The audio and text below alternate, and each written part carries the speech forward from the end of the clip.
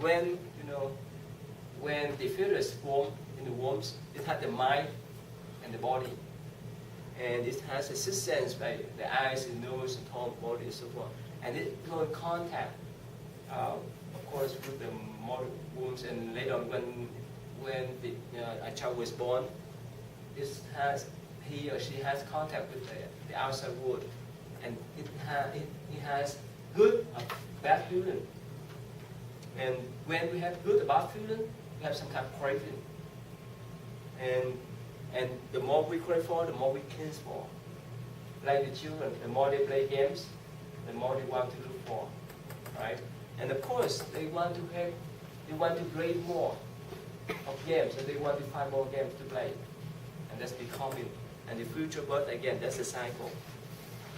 This is what they call the scheme, the plan for the Buddhist reincarnation. So when we're done with this life, our consciousness, our energy, our karma in the form of energy, will move on to the next life. Remember, I draw you the cycle of the birth. Sometimes we go up to the heaven, sometimes we go down to the animal realm system. So you're saying is that, like, say for instance, cravings, that would be a form of non-existence. Let me put it this way, it's still long, this is an hour, unless 1 or 2 hour lecture. But I want to make it short for you to understand that, let's say, if you like ice cream, for example, right, especially in the summer. So you enjoy that type of ice cream, it tastes good, right? And if you consume 1 or 2 gallons, of course it's too much for you. Of course you satisfy today, but what happens the next day? You want more. You still want more. That's why you want to find more, want to buy more. You understand that? That's just why we attach to. Okay, so again, since we don't have much time to cover this type of topic, but again, this is the scheme plan for the Buddhist view, how we were born again and again. So when we pass away, our energy, our karma in the form of energy, will pass on to the next life, whether you in the heaven or human realm or lower realm and other system, depending on our karma. And when we here, we have the mind, body, and so forth. We have this kind of feeling, contact, and so forth. This is a cycle, birth and death again, birth away and death again. So that's a cycle. Now, is that compatible with Darwin? Is that right? Darwin evolution theories. And according to him, he said that we, as humans, develop from monkeys, right? Right? Is that similar or not? What do you think? I think so. Kind of, right? In Buddhist view, it's not exactly that we develop from, what do you call the form of monkeys? Huh? No. Apes. Apes, yeah. This, like in life, we go up and down. We have up and down in life. Sometimes we have more fortunate than other times. So it doesn't mean that we're born from animals. You understand that? So depending on in Buddhist view, about our karma. Yes. But I mean, it would be, mankind is mankind, and animal is animal. Apes or I don't see how man could form from a lower species. Well, with the rebirth cycle, it's all dependent upon your karma. You can be born into an animal's body, but depending on what your karma was for that existence, you can come back as a human or possibly a Norad or whatever. Let's put it this way. Of course, in general, we're kind, right? We follow human conduct, right? Otherwise, we end up in the jail. Is that right? Someone they act like animals. Is that right? Mm-hmm. And they they couldn't be allowed to live in this type of human society. You understand that? Of course, that is always for few people. So my point is that physically, of course, we have some argument about the development or evolution of human or animal and so forth. But mentally, we would say that as it depends on our karma, depends on our state of mind. Let me put it this way. Why you go to school? You want to get knowledge, right? You want to learn more. If you stay home, you may learn from internet, book and so forth. That's you have, or sometimes you may not need to learn anything. That's what we call evolution too, right? And what happens? The older you are, the older people are, the better for them to work mentally. Is that right? Otherwise, what happens? Their brain cell would be decayed or would be diminished, right? So again, that's what we call in Buddhist view, the evolution. Okay, so we have a lot of area to cover. Okay, so it's in, we don't have much time to go over this one. This one is still interesting. Okay, so the next one, number 4, Vicky. I've led a little bit into psychology, but I'll try to skip around those parts. Okay. So according to Buddhist teachings, nothing is absolute or for sure, which is similar attitude to scientific theory, where nothing can be 100% proven. Everything is an hypothesis. Everything is in a sense of belief. Buddhism, unlike a lot of other religions, there is no penalty for not believing something to be absolute fact. Ideas are open and flowing, and for interpretation, it's the same with science. One reason why Buddhism is probably more flexible than other religions is because their texts are more flexible and provide commentary on the world, attitude of people, and how one should strive to live their life. They're not fixed, unquestionable rules and laws taken to be believed under penalty of punishment. This gives way to a more accepting religion that can listen to new ideas. And I thought this was kind of interesting, but the 14th Dalai Lama himself said, suppose that something is definitely proven through scientific investigation, that a certain hypothesis is verified or a certain fact emerges as a result of scientific investigation. Suppose furthermore that that fact is incompatible with Buddhist theory. There is no doubt that we must accept the result of scientific research. I just thought it was kind of what the Dalai Lama, 14th Dalai Lama, would say is that even if it goes against something that has been believed for a long time in Buddhism, that they're still not going to shut down what science has to say, that it can actually be integrated into the religion instead of just completely compelled. Yeah, this is the sutra. This is the teaching the Buddha mentioned. Don't believe in opinions. Don't believe in any kind of traditions, a culture. You have to test out. You have to investigate. How many of you have taken chemistry? Okay. Have you taken any chemistry lab? Yeah. Why? We need to have a lab. Test out. Right, to see whether the chemist formulas are working right. Right. That's why you decide to go to the lab to see the direction of the chemicals, right? Before you believe, before you recognize that formula is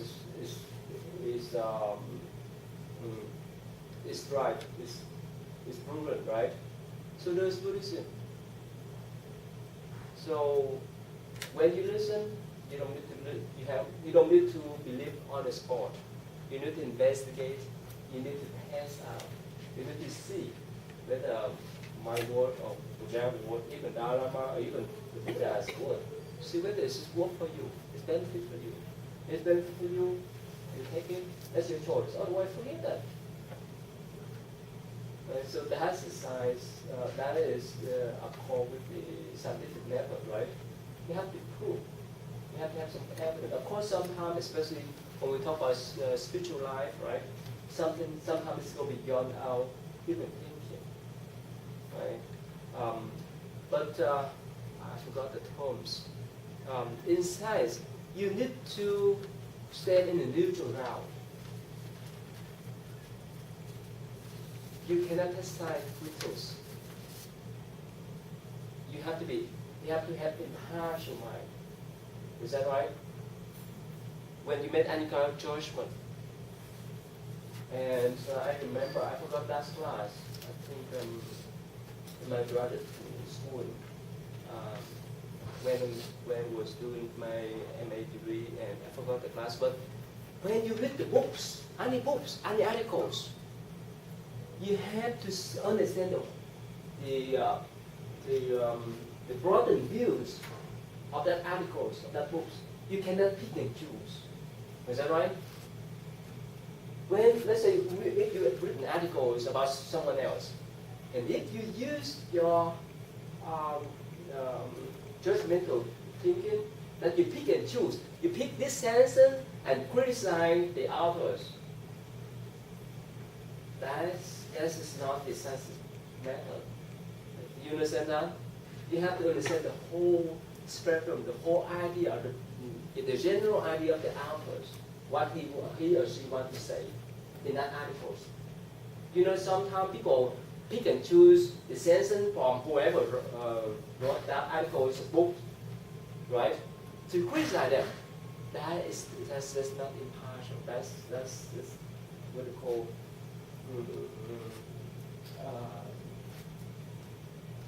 that's the critique. That's the critique. Yeah, critique. But that's when you want to make any kind of critique to anyone, right? Based on their books or articles, you need to have that kind of passion mind.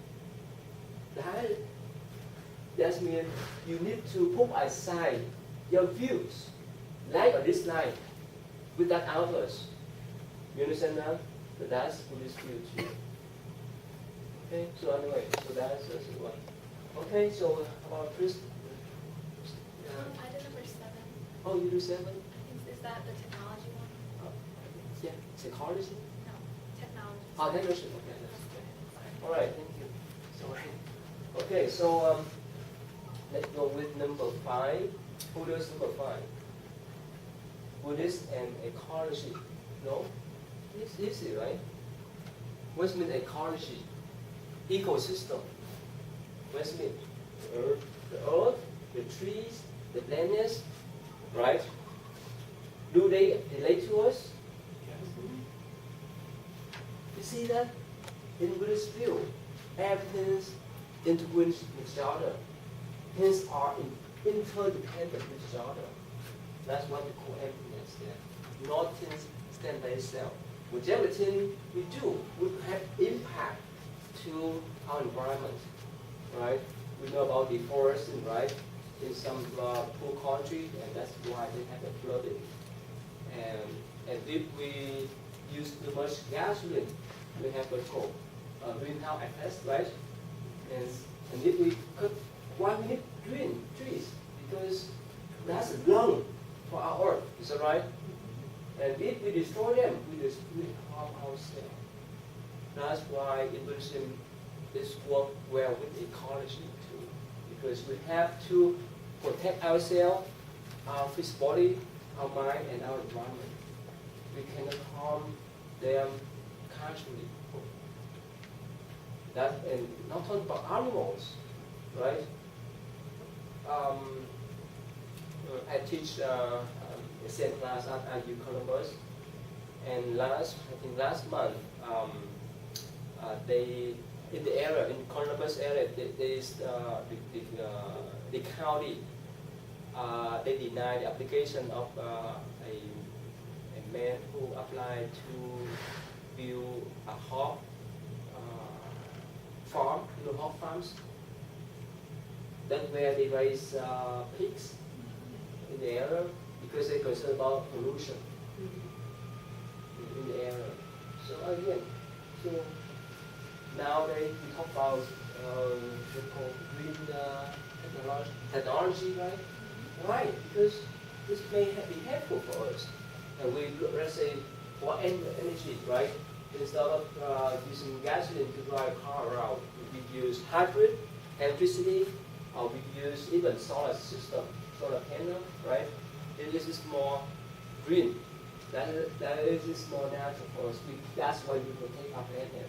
That's why we protect our body too, right? So that's why it's go hand in hand with ecology. So if we harm our environment, that's when we harm ourselves. They are interdependent. They depend on our life, and we depend on their life too. So that sense, right? Yeah. And there's many books that talk about Buddhism and ecology, Buddhist ecology, Buddhist ecosystem too. Can you assist Buddhism and sexuality? Is that you? Yeah. What do you say? Kind of, unlike other religions, Buddhism, they don't really have specific guidelines as far as sexuality. It's very dependent on kind of where you live and what your culture is. One thing that they do say is that a person shouldn't engage in sexual misconduct, but that term is kind of vague. In our culture, they tend to define sexual misconduct as rape, molestation, adultery, and things to that nature. However, in other Buddhist countries, it can be, other things. So, he also said that, or the Buddha also said that through sexuality, like you create an attachment. So it's kind of one of the worldly pleasures, and it's avoidable or to avoid it if possible. Of course, well, we have electron and proton come together to create the new life, right? To create the energy, right? Male and female come together in union to create new life, right? For the neutron is the very self. Make sense now? And when we talk about sexuality, I don't know whether I told you that I went to University of Evansville, I think last month. Did I tell you? To attend the panel. This is about more than 20 students and other professionals. We talk about religion and sexuality, and we present our Buddhist view about sexuality. And of course, many of them are gay, lesbian, right? In all the traditions, in Catholic tradition, in Christian tradition, once they feel about gay and lesbian, what they feel? It's not good. It's Wrong. not good, wrong, right? And there's this student, they have hard time. Even they want to keep their faith, but they have hard time to follow their faith. Is that right? That's that. And actually, It's kind of changing. yeah, it kind of changed. It's It kind of changing changed. up. This is tricky. At first, I didn't know what to call this one. Pride Day. when that lady, the one that told you that she went to stay overnight at our monastery with the nun, and she invited me to attend that panel to talk about Pride Day. I don't know what's mean. I didn't pay attention yet. But before I went to that meeting and looked at, oh wow. Okay, so now let me put this way. I think I told you before too. In Buddhist view, as much as you don't harm yourself, as much as you don't harm other people, that's your business. That's your choice. And I think, in my view, my personal view, if you believe in reincarnation, right, you may have some connection with that person in the past, in the form of male or female, but now you have the same gender. You may still have that kind of attachment. Make sense? So for me, it's normal. And of course, even in Buddhist traditions, the conservative one, my master, I don't know whether I told you that. My master, he didn't accept that. But for me, that's normal. When we look in the broader sense of incarnation, right? So that's their choice. If they are attached with each other, and if they don't harm themselves and others, that's fine. That's their choice. No one tell them, you should do this and you should do that. Is that right? Everyone has their own right. Right? So that's your choice. It's up to you. But of course, you need to live in, especially in human society, you need to operate yourself, conduct yourself in a common way. Yes? And you can also be, shows sexual misconduct, not necessarily as far as the physical aspect, but mentally. Of course, this is subtle, but in general, like as you mentioned, when you have an affair, when you go beyond your marriage and so forth, that's clear cut there. Is all right, and it's understandable. Of course, we cannot read all people's mind. Even me, I cannot read your mind. It's up to you. Right? So when you have good mind, good thought, you have good action. Remember we talked about the Eightfold Path? That's why the Buddha encouraged us how to train our mind to have that kind of proper thoughts in order to have proper action and speech. Right? Yes? So how would that relate to the second noble truth? As far as because craving? suffering, the craving. Again, any kind of attachment with the suffering. That's all. You attach to the food, you suffer, right? Yeah, anything that's suffering, anything attachment. Yeah. That's common, right? You have to know the root of the problems in order to cut off the root that tries to improve. Okay? All right. Is that number 6? Oh yeah. Is that you too? Yeah. That's, Oh yeah. yeah. Let's get what you find. Basically, what I was trying to tell you about, the mental aspect, like that's a form of sexual misconduct. Like if you get on the elevator and you see, like for me, if I see a woman and I let my mind start to wondering and stuff like, like if I was to undress, like in my mind, I look at a woman and say, wow, to me, I mean, that would be a misconduct of sexuality. And also, it's differences between monks and nuns and the lay. Yeah, that's different. Yeah, it's different. Yeah. And so. Yeah, we commit ourselves as a life of celibacy. Yes. That's different from lay people. Lay people, they can have families, but they have to be faithful with their spouse. That's all. This is in our traditions. It's common sense. It's golden rules. Is that right? Nothing different. I read something. Yes. Where it said, the nuns. It said you cannot touch them between the collarbone and the knees. Well, that is, you mean that in the rules, the Vinaya for the nuns? Yeah, I was reading that, yes. And so the point is that this kind of rules remind us not to unharmed. Yes. When you touch, when you have some kind of interaction, personally or physically, you have some kind of attachment. Right? So this is normal. Yes? Also, like in my research, I suppose this is probably